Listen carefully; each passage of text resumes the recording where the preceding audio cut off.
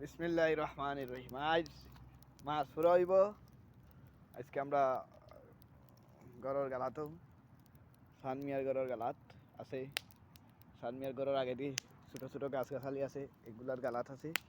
আগুন ধরাই মাছ জালের ভিতরে দেওয়ার আইবা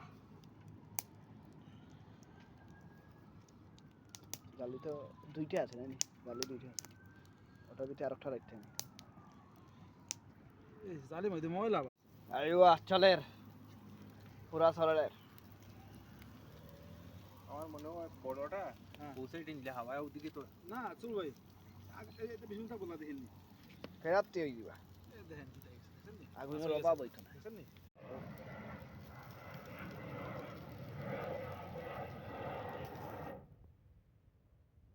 মগরুব মগরুব